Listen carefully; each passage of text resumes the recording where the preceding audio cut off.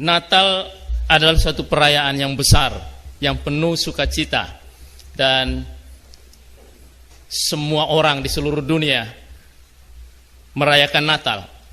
Natal juga suatu hari raya yang bahkan tidak terbatas pada gereja dan orang-orang Kristen saja yang merayakannya.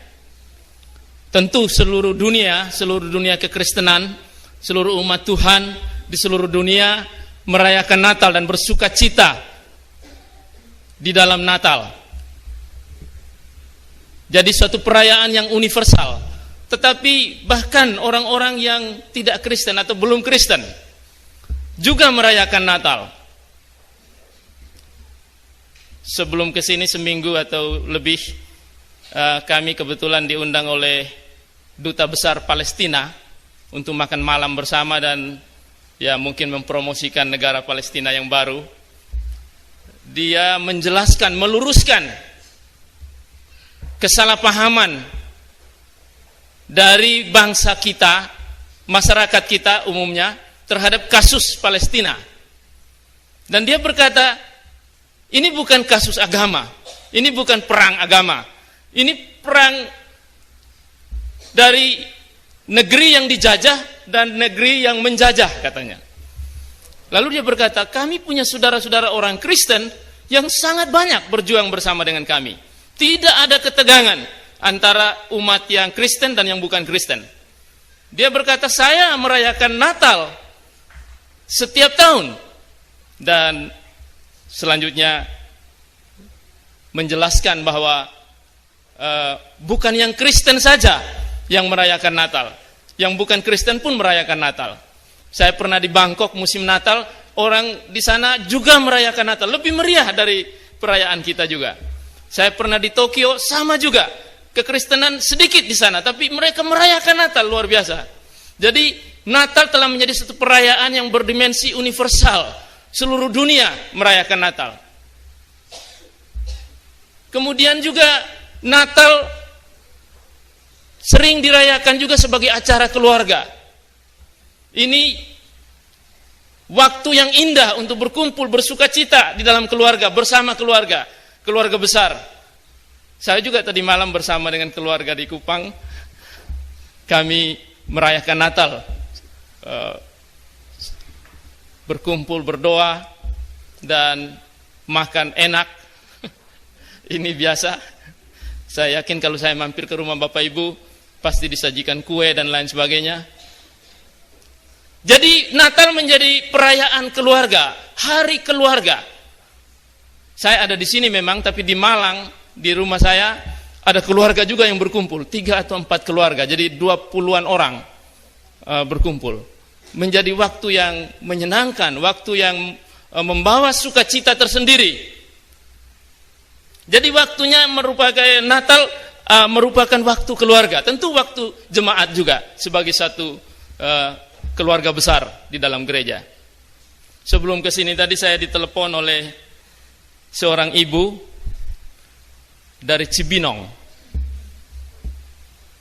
Dia mengucapkan selamat Natal, tapi ibu ini sebetulnya ibu yang agak punya masalah atau punya kesedihan dalam hidupnya karena dia ditinggal oleh suaminya, ya.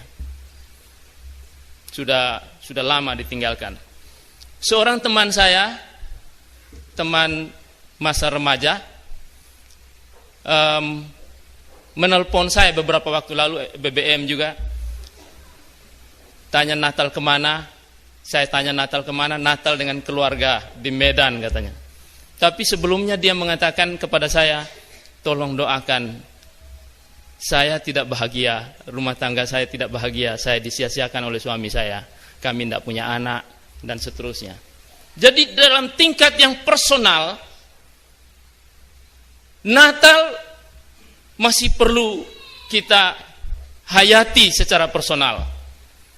Secara keluarga kita bisa berhimpun bersama-sama, secara jemaat kita bisa bersukacita bersama, bahkan di seluruh dunia bisa bersukacita bersama dalam suatu perayaan yang besar, yang indah, yang mulia. Tapi Natal dalam tingkat personal kadang-kadang dihiasi oleh kesedihan, kesendirian, kesepian. Wah, saya sepi di sini sendiri, semua sudah pergi, kumpul dengan keluarga di kampung, di mana-mana, saya sendiri kesepian. Jadi Natal tampaknya bukan sesuatu yang sangat personal. Natal telah menjadi suatu perayaan yang besar, sehingga ketika kita ada secara pribadi saja, secara personal, makna Natal bahkan kadang-kadang bahkan membawa kesedihan dan kesepian. Nah, Bapak Ibu Saudara-saudara yang kekasih dalam Tuhan, pada pagi hari ini saya ingin mengajak kita merenungkan Natal dalam tataran yang lebih personal.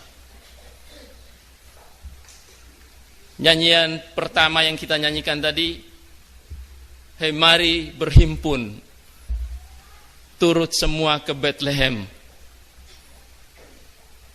Memang Bethlehem menjadi sorotan pusat pemberitaan, renungan, bahkan di Palestina seperti saya bilang, Bethlehem, Presiden Palestina kemarin merayakan Natal di Bethlehem langsung.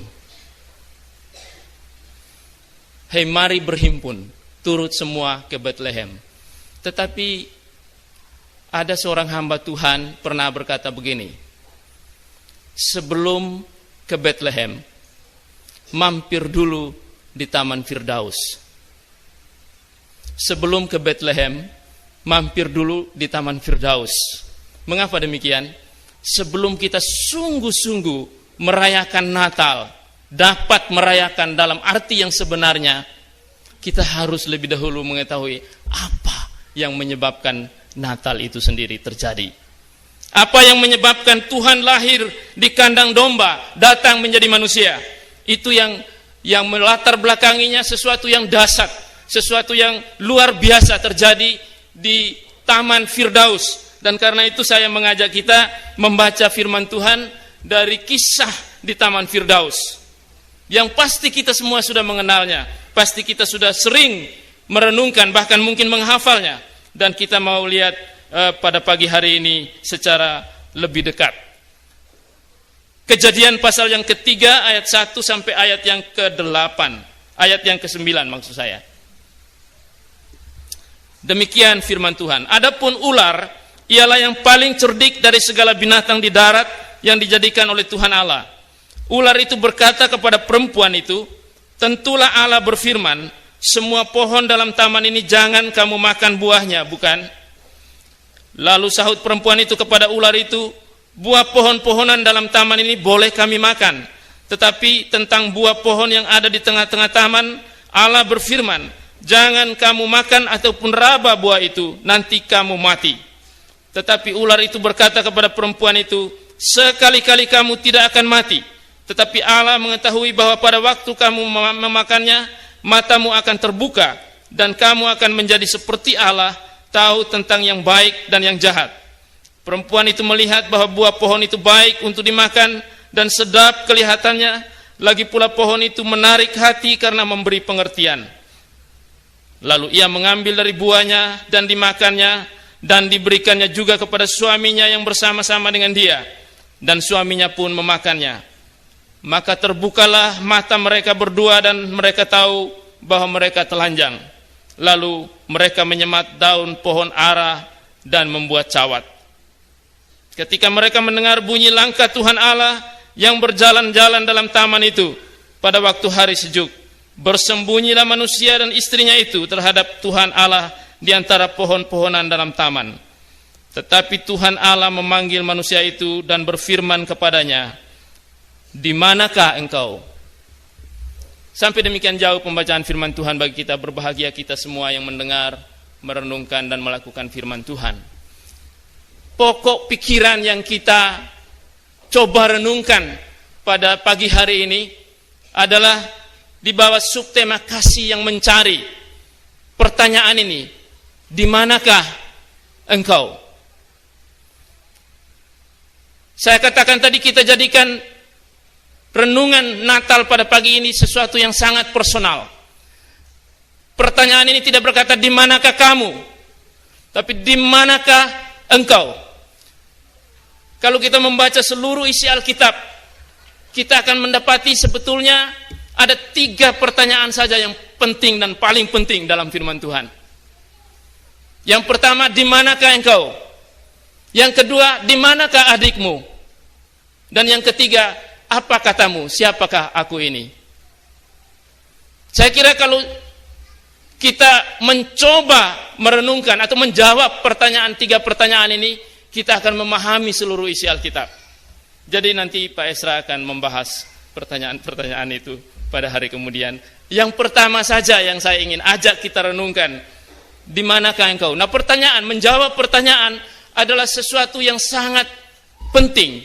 Penemuan-penemuan terbesar di segala bidang, filsafat, ilmu pengetahuan, teknologi, dimulai dari sebuah pertanyaan sederhana. Bahkan di bidang teologi, di bidang rohani, ini pertanyaan juga sangat sederhana. Pertanyaan, di manakah engkau?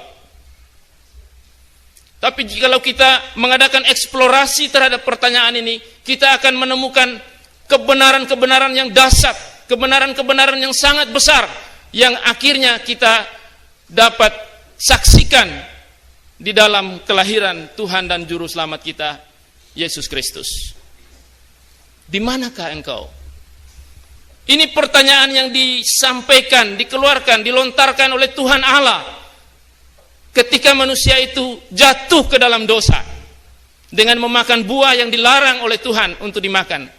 Mereka mengambil keputusan untuk makan, dan sejak hari itu dunia yang sempurna, kasih yang sempurna, tiba-tiba diliputi awan gelap yang sangat dahsyat. Manusia menjadi malu, menjadi takut, dan menjadi cemas, tidak aman, lonely, kesepian, dan segala sesuatu yang sama dengan itu terjadi dalam kehidupannya karena pelanggaran mereka, karena ketidaktaatan mereka kepada firman Tuhan. Lebih mendengar ular daripada mendengar Tuhan. Jadi pertanyaan ini datang kepada mereka, di manakah engkau? Pertanyaan dari Tuhan sendiri. Nah, ini pertanyaan kalau kita renungkan Bapak Ibu, melihat dengan lebih dekat, ini pertanyaan-pertanyaan yang main-main, barangkali kesannya main-main, atau bahkan lebih ekstrim, mungkin pertanyaan yang agak bodoh ya. Tapi masa Tuhan Allah bodoh? Bukankah Tuhan adalah Allah yang Maha Tahu? Dia tahu di mana mereka berada. Dia tahu di mana mereka bersembunyi. Dia yang menciptakan mereka. Adam dan Hawa, nenek moyang kita. Jadi pertanyaan ini makin urgen untuk kita renungkan bersama-sama, justru karena begitu simpel, begitu sederhana, dan bahkan terkesan main-main. Allah sudah tahu di mana mereka berada. Dia tahu segala sesuatu. Dia tahu segala sesuatu yang tersembunyi. Dia tahu apapun yang belum terjadi, apalagi yang sudah terjadi. Dia tahu di mana mereka berada, dan mereka pun juga agak konyol ya. Mereka bersembunyi di balik pohon. Mereka menganyam daun pohon ara untuk menjadi pakaian yang menutupi ketelanjangan mereka, dan bersembunyi di balik pohon. Wah, ini juga tindakan yang konyol ya. Katanya kalau makan buah akan dapat pengetahuan, tapi nyatanya mereka menjadi jauh lebih bodoh dari sebelumnya ya. Karena siapakah yang dapat bersembunyi dari mata Tuhan? Siapakah yang dapat bersembunyi dari hadirat Tuhan? Tidak ada seorang pun yang dapat bersembunyi dari hadirat Tuhan. Karena itu sekali lagi pertanyaan ini menjadi sangat penting untuk kita tanyakan, untuk kita renungkan bersama-sama. Mengapa Tuhan bertanya seperti itu? Pertanyaan yang ganjil, pertanyaan yang sederhana, pertanyaan yang terkesan main-main, bahkan pertanyaan yang secara ekstrim keterkesan bodoh. Tapi justru itulah kita dipanggil untuk merenungkannya. Di manakah engkau? Setidak-tidaknya dalam pertanyaan ini ada 3 makna yang penting dan mungkin mudah-mudahan menjadi pesan Natal bagi kita setiap pribadi pada pagi hari ini. Bukan hanya sebagai satu jemaat, bukan hanya sebagai kumpulan orang banyak, bukan hanya sebagai keluarga, tapi secara pribadi khususnya. Di manakah engkau? Makna yang pertama dari pertanyaan ini, Tuhan menuntut pertanggungjawaban. Bagaimana kita menghidupi hidup kita? Bagaimana Adam dan Hawa menghidupi kehidupan mereka yang begitu diberkati oleh Tuhan? Dengan suatu taman yang penuh dengan kesukaan, yang penuh dengan semua kebutuhan mereka. Bagaimana mereka menjalani kehidupan mereka di sana? Dan bagaimana dengan kita juga? Bagaimana kita menjalani kehidupan kita? Tuhan menuntut pertanggungjawaban. Apapun yang kita perbuat, kita harus bertanggung jawab. Kita tidak boleh bersembunyi. Manusia itu tidak boleh bersembunyi dengan cara apapun. Keluar, maju ke depan, bertanggung jawab atas apa yang dilakukan. Dosa hanya bisa diselesaikan di kaki Tuhan, bukan dengan menjauhi hadirat Tuhan, bukan dengan menjauhi mata Tuhan. Dosa diselesaikan di hadapan, bahkan di bawah kaki Tuhan. Firman Tuhan dalam 1 Yohanes 1 ayat 9 berkata, barang siapa mengaku dosanya dengan tulus dan ikhlas, Allah itu setia. Dia akan mengampuni kamu dari segala dosamu dan menyucikan kamu dari segala kejahatanmu. Barang siapa mengaku dosanya. Jadi mengaku dosa bukan hanya suatu ritual bersama-sama. Ini sangat bersifat personal. Apapun yang kita perbuat secara pribadi, kita harus bertanggung jawab, diminta bertanggung jawab, dituntut pertanggungjawaban oleh Tuhan. Tidak ada seorang pun yang boleh bersembunyi dan dapat bersembunyi. Adam dan Hawa berusaha bersembunyi dengan menganyam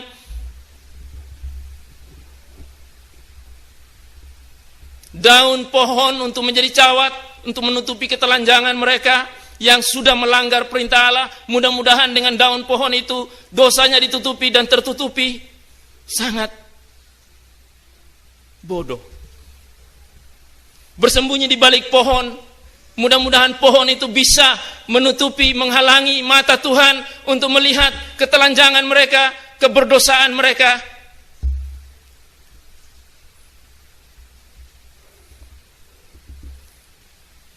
Perayaan Natal bisa menjadi sesuatu yang seperti daun kayu, daun pohon, yang memang kelihatannya sukacita kita, tapi menutupi keadaan kita yang sesungguhnya. Kita bisa mengatakan kita bersuka cita di dalam Natal. Kita merayakan Natal. Ini hari yang penting, hari yang indah. Tapi bisa juga tergelincir menjadi semacam daun pohon ara untuk menutupi ketelanjangan kita secara pribadi. Di manakah engkau? Itulah sebuah pertanyaan yang datang kepada kita secara pribadi. Bukan di manakah kamu, di manakah engkau?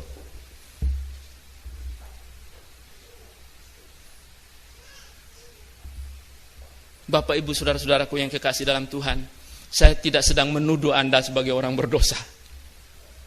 Kita semua diperhadapkan dengan pertanyaan yang penting ini. Sebagai umat Tuhan, kita berbangga kita bisa merayakan Natal bersama-sama dengan meriah, dengan segala pengorbanan, dengan duit yang banyak juga dikeluarkan. Provinsi kita, provinsi Kristen, ya dominan Kristen paling tidak. Tentu di provinsi ini Natal sangat dirayakan dengan indah sekali, dengan semarak sekali ya. Tapi yang memprihatinkan, beberapa hari lalu saya membaca koran, provinsi kita juga adalah provinsi yang paling korup. Di sini Natal paling meriah, tapi kita mendapat label provinsi yang paling korup. Jadi saya tanya kepada kakak ipar saya yang juga hamba Tuhan, bagaimana, kenapa NTT kok disebut provinsi paling korup? Bukankah kita ini umat Tuhan? Bukankah kita ini orang-orang Kristen? Wah, justru karena itu katanya. Karena orang Kristen terlalu pandai menyembunyikan dosanya. Kita sudah terlalu mahir menutupi dosa kita dengan berbagai-bagai cara, termasuk dengan perayaan Natal besar-besaran.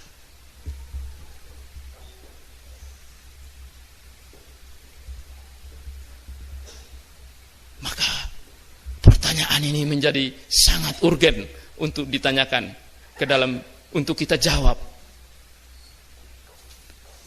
Apakah sukacita yang kita dapatkan merayakan Natal, sukacita karena kita berkumpul bersama-sama, menyanyi bersama, atau kita bersama dengan keluarga besar?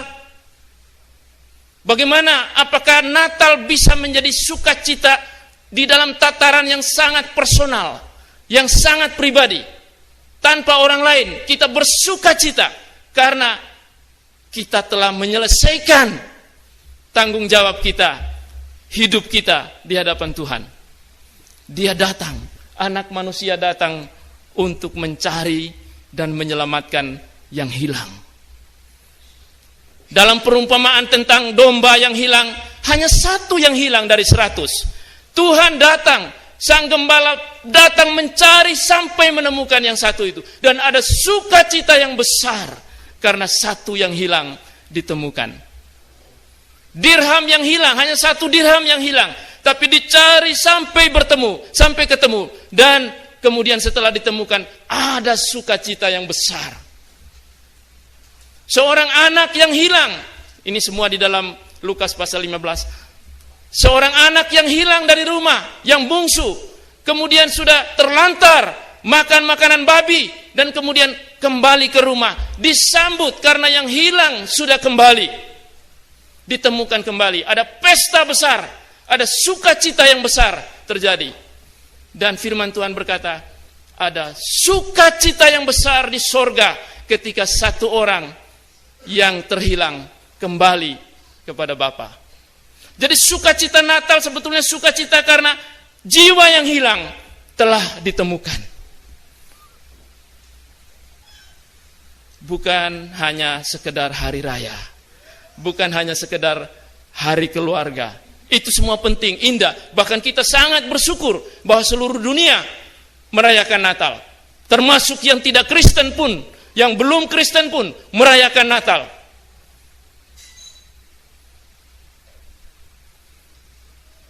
Walaupun fatwa MUI mengatakan tidak boleh mengucapkan Natal, tapi mantan Wakil Presiden Yusuf Kala mengucapkan selamat Natal kepada masyarakat NTT. Wah, luar biasa.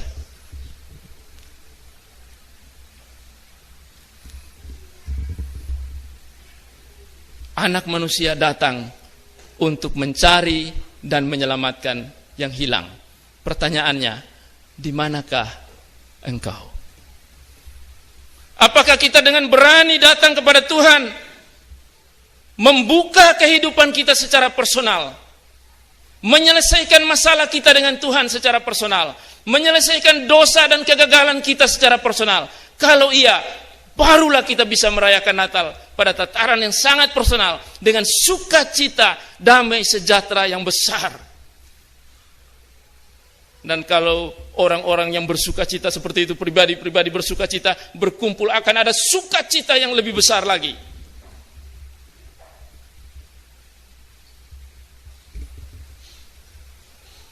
Jadi makna yang pertama dari pertanyaan ini adalah bahwa Tuhan menuntut pertanggungjawaban atas hidup kita. Katakanlah kalau bagi kita, setelah 1 tahun kita menjalani kehidupan kita, karena Natal juga biasanya menjadi pengantar untuk tahun baru gitu. Dalam kultur Kristen, selamat Natal dan tahun baru. Selamat Natal, semoga damai sejahtera Natal membawa kita memasuki tahun baru yang sukses. Jadi kita mengantisipasi tahun baru yang sukses dengan pengantar Natal. Tetapi sukacita yang sesungguhnya barulah terjadi apabila kita berani melangkah keluar dari persembunyian kita dan mempertanggungjawabkan hidup kita kepada Tuhan, menyerahkan seluruh hidup kita di kaki Tuhan dan menyelesaikan persoalan kita dengan Tuhan, karena Dia adalah Allah yang setia. Barang siapa mengaku dosanya, Allah adalah Allah yang setia. Dia akan mengampuni kamu dari segala dosamu dan menyucikan kamu dari segala kejahatanmu. Barulah ada sukacita yang sejati. Sukacita karena damai dengan Allah, damai sejahtera yang diperoleh dengan pengampunan dosa kita secara personal. Makna yang kedua, di manakah engkau? Berarti kita melihat di sini inisiatif ilahi. Tuhan yang mengambil inisiatif, berarti ini satu kasih karunia, satu rahmat. Meskipun Bapak, Ibu dan saya, meskipun Adam dan Hawa telah mengkhianati Tuhan, berbuat dosa yang begitu dahsyat, yang mendatangkan kegelapan ke dalam dunia dan ciptaan Tuhan, tetapi Tuhan Allah kita adalah Allah yang setia. Amin Bapak Ibu. Mereka lari dari hadiratnya, mereka bersembunyi dari hadiratnya, tapi Tuhan tidak meninggalkan mereka. Tuhan datang, mencari dan bertanya, di manakah engkau? Jadi inilah ungkapan kasih yang sejati, kasih yang sempurna, yaitu yang tidak menghukum dan mengadili dan membinasakan, melainkan mencari untuk menyelamatkan yang hilang. Dengan itu kita tahu bahwa keselamatan hanya karena berkat rahmat Allah, berkat pertolongan Tuhan, kemurahan Tuhan, belas kasihan Tuhan atas hidup kita. Itu bukan usaha kita, bukan karena perbuatan baik kita, bukan karena kemampuan kita.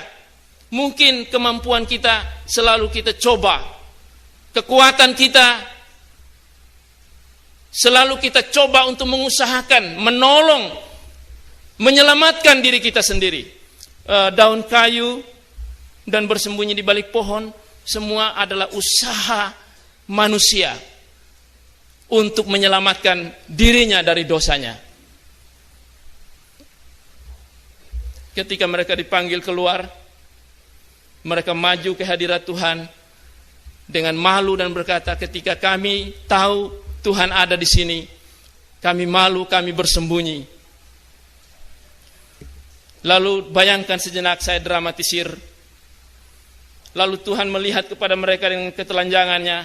Lalu Tuhan mengulurkan tangannya yang maha suci dan membuang semua usaha manusia, yaitu daun-daun yang menyelimuti mereka, yang sebenarnya sebentar lagi kalau panas terik akan layu. Lalu dikatakan pada ayat 21 pasal 3 itu, Tuhan mengambil kulit domba, kulit hewan untuk mengganti pakaian mereka.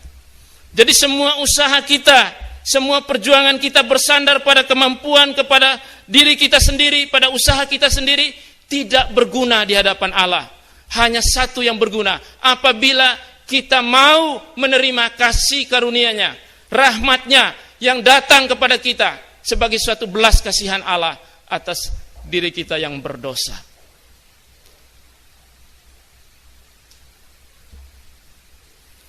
Ada banyak agama, ada banyak usaha orang untuk meyakinkan keselamatan bagi dirinya sendiri melalui amal, perbuatan baik, melalui agama, melalui pendidikan, melalui berbagai-bagai cara. Tapi firman Tuhan berkata dalam bagian ini, Tuhanlah yang datang untuk mencari mereka. Yang lari menghindar, yang menyembunyikan diri mereka, Tuhan datang mencari. Di manakah engkau? Ini suatu ungkapan kasih yang sejati. Dan ungkapan kasih yang sejati, kasih yang sempurna ini, yaitu dalam pertanyaan di manakah engkau, kemudian diwujudkan secara nyata dengan Dia datang dan lahir di kandang domba. Itulah tindakan atau terjemahan yang konkret, yang nyata dari pertanyaan ini sendiri. Allah mencari yang hilang di Taman Firdaus. Kedatangan Kristus ke dalam dunia mencari yang hilang. Seperti gembala yang datang mencari satu yang hilang dari domba-dombanya. Meskipun hanya satu, tapi sangat personal, Tuhan ingin tidak ada seorang pun yang hilang. Bahkan ayat yang kita baca tadi, ayat nas pembimbing, diambil dari kisah tentang Sakeus. Kita tahu bagaimana cerita Sakeus. Dan bagaimana reaksi masyarakat ketika Tuhan mau mampir dan makan di rumah Sakeus. Sakeus terkenal sebagai orang berdosa, pemungut cukai yang korupsinya luar biasa. Tapi Tuhan Yesus berkenan mampir di rumahnya karena Dia datang untuk mencari dan menyelamatkan yang hilang.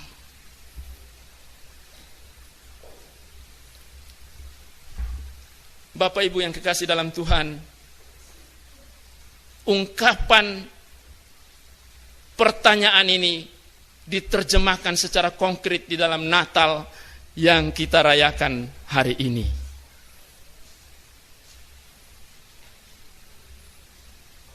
Tuhan meninggalkan semua kemuliaannya, semua keagungannya, turun dalam kehinaan menjadi seorang manusia. Bahkan bayi yang lembut yang kita nyanyikan tadi, bayi yang lembut,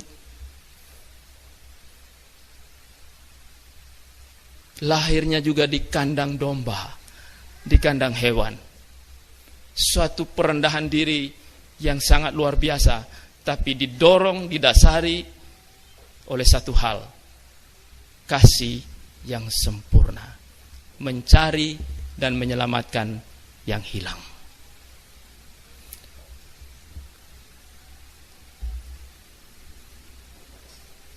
Saya tidak mengatakan Bapak Ibu di sini orang-orang yang terhilang. Tapi kalau ada dari antara kita yang masih hilang, bagaimana kita merayakan Natal?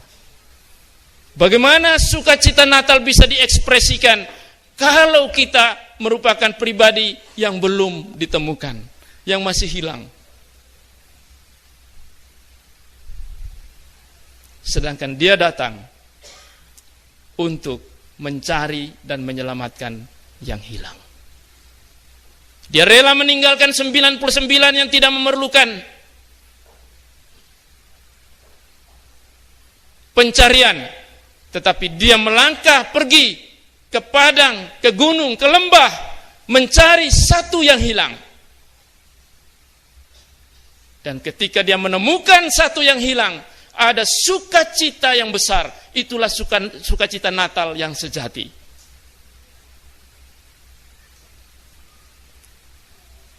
Kita akan pulang hari ini merayakan Natal dalam keluarga kita, dengan kerabat kita, dengan teman-teman kita, kalau kita menjadi orang yang ditemukan oleh Tuhan pada hari ini. Jadi kalau ada seorang pun dari antara kita yang hilang, terimalah berita Natal. Tuhan bertanya, di manakah engkau? Suatu ekspresi kasih yang sejati, kasih yang sempurna, yang diwujudkan dengan kedatangannya ke dalam dunia untuk mencari Anda dan saya yang hilang. Yang ketiga dan yang terakhir, karena saya berjanji kepada seseorang, khotbah ini akan singkat. Sebab hari ini adalah acara keluarga. Kita mau keliling selamat Natal kepada keluarga dan handai tolan. Jadi tidak boleh khotbah panjang-panjang. Saya sudah permisi kepada Pak Esra tadi. Ini saya khotbah singkat saja karena ada yang pesan begitu ya. Karena ini hari raya keluarga, hari raya kerabat dan teman. Yang ketiga, Bapak Ibu yang kasih dalam Tuhan, pertanyaan ini mempunyai makna dorongan bagi kita, dorongan bagi Adam dan Hawa. Mungkin bagi kita langsung kita bisa renungkan, di manakah engkau sampai di mana perjalanan kita bersama Tuhan. Setelah kita menyelesaikan 1 tahun perjalanan kita akan segera meninggalkan tahun ini. Mari berhenti sejenak dan bertanya, di manakah kita, posisi kita pada saat ini? Sebetulnya pertanyaan di manakah engkau ini pertanyaan yang terlalu biasa bagi saya bertahun-tahun. Karena saya punya anak-anak banyak di rumah saya, baik anak kandung maupun ponaan, dan sekarang mereka sudah remaja semua. Kalau mereka pulang terlambat atau terlambat tidak beritahu ke rumah, saya SMS, di manakah engkau? Masih main bola om katanya. Baru kaget, oh ya mohon izin, mau nonton dengan teman-teman, mau pergi makan, kira-kira sampai jam berapa? Sampai jam 3. Oke baik, om tunggu di rumah. Atau papa tunggu di rumah sampai jam 3. Jam 4 belum kembali, saya SMS lagi, di manakah engkau? Itu hati seorang ayah, betul Bapak Ibu ya. Ada hati seorang ibu yang cemas kalau anaknya jangan-jangan hilang, atau jangan-jangan kesenggol mobil, atau apapun yang terjadi, kita perlu tahu. Jadi pertanyaan makna yang ketiga ini juga berupa dorongan. Dorongan untuk maju terus. Jangan berhenti, evaluasi hidup kita. Sampai di mana kita sekarang setelah menjalani 1 tahun perjalanan hidup bersama Tuhan, sampai di mana kita berada. Jadi penting untuk menengok ke belakang. Sebelum kita sungguh-sungguh melihat ke depan, memang jangan menengok ke belakang terus. Ada orang-orang yang hidupnya diikat oleh masa lalunya. Dia menengok ke belakang dan dia melihat suatu kegagalan demi kegagalan, dan akhirnya dia kecewa, putus asa, tidak bisa melangkah ke depan lagi. Pertanyaan ini datang kepada kita untuk mendorong kita agar supaya meskipun sesuatu terjadi pada masa lalu, itu sudah berlalu, kita mau melangkah ke depan dengan dorongan bersama Tuhan, Immanuel, Allah yang datang, Allah beserta kita. Kita mau melangkah maju di dalam Tuhan. Ini suatu dorongan yang menyemangati kita. Pertanyaan ini perlu ditanyakan supaya kita tidak tenggelam, terjebak dalam rutinitas tahun berganti tahun, minggu berganti minggu, sami mawon. Kalau di Jawa bilang sami mawon, sama saja. Dulu ketika saya naik bis malam ke Jakarta, pelayanan di Jakarta, kadang-kadang ke Malang naik bis malam, tidur di bis malam, itu 18 jam atau 15 sampai 18 jam baru tiba, sepanjang malam. Tetapi kalau saya dengar lagu ini, saya tahu sudah sampai di Karawang. Karena biasanya sopir bis menyetel lagu ini. Aku masih seperti yang dulu. Itu lagunya siapa? Dian Piscesa atau siapa itu? Kalau anak muda sekarang sudah tidak tahu. Saya sering tersentak dengan lagu itu.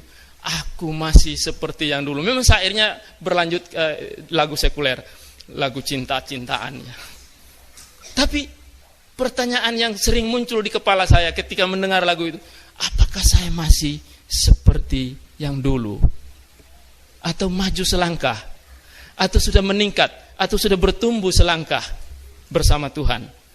Atau saya sudah puluhan tahun bergereja, saya sudah puluhan tahun sebagai pengikut Tuhan, masih seperti yang dulu ya. Jadi pertanyaan ini menantang kita, memanggil kita untuk introspeksi, untuk evaluasi. Tapi cukup evaluasi, jangan putus asa, jangan terikat pada masa lalu, jangan terikat pada kegagalan-kegagalan yang sudah berlalu. Seperti kalau kita nyetir mobil, naik mobil, itu ada kaca spion, kecil di atas, ada juga kecil di samping, sebelah menyebelah. Kadang-kadang kita lirik untuk menengok ke belakang, untuk melihat apa yang ada di belakang. Tapi jangan terus pelototin apa itu. Bisa nabrak ya. Bisa tidak maju-maju ya. Karena ada kaca yang lebih besar di depan kita. Kaca masa depan. Istri saya suka menegur saya karena saya bukan orang yang mahir nyetir mobil. Ya bisa, tapi tidak mahir, dia lebih mahir. Jadi kalau istri duduk di samping, itu mobil itu punya 2 rem. Rem yang pertama di kaki, rem yang kedua dari sini. Tapi itu penting.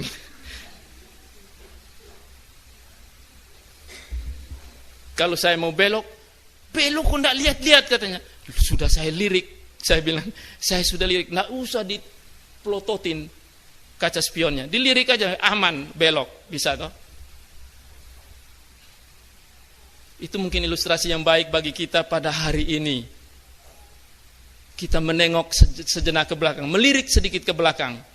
Tapi jangan berhenti pada peristiwa-peristiwa, pengalaman-pengalaman masa lalu. Mungkin keberhasilan, mungkin kegagalan. Tuhan mau menuntun kita ke depan, bertumbuh ke depan.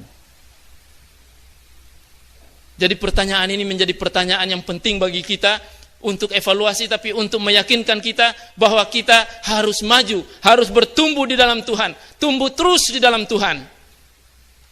Sehingga meskipun seperti Paulus berkata, tubuh lahiriah kita mundur, tapi tubuh rohania kita makin maju di dalam Tuhan. Sehingga tahun depan kita bisa merayakan Natal dengan jauh lebih meriah lagi, karena pertumbuhan hidup kita bersama Tuhan, bukan karena sudah kembali hari Natal.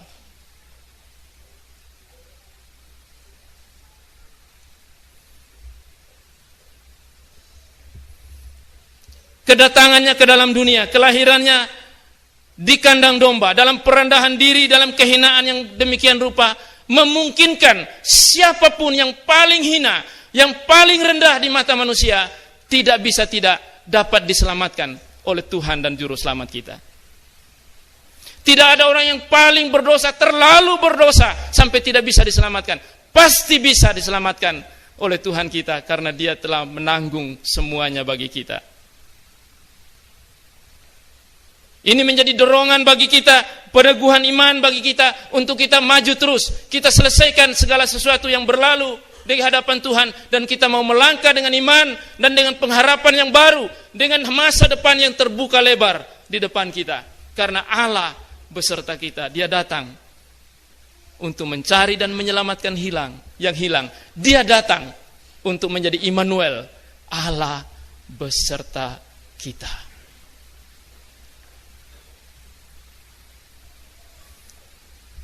Karena itu, Bapak Ibu Saudara-saudaraku yang kekasih dalam Tuhan, mari kita menghadapi pertanyaan ini di hadapan Tuhan, supaya kita bisa merayakan Natal dalam arti yang sesungguhnya, bukan sekedar hari raya yang dirayakan secara universal, bahkan dirayakan secara keluarga besar, tapi suatu Natal yang dirayakan dalam hati kita secara pribadi masing-masing.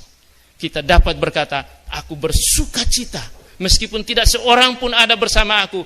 Aku bersuka cita karena Dia yang telah menyelesaikan semua persoalanku, semua dosa dan kegagalanku. Dia datang untuk mencari dan menemukan aku yang hilang.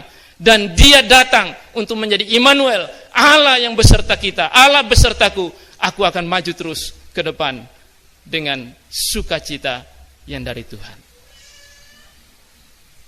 Kiranya Tuhan memberkati kita semuanya.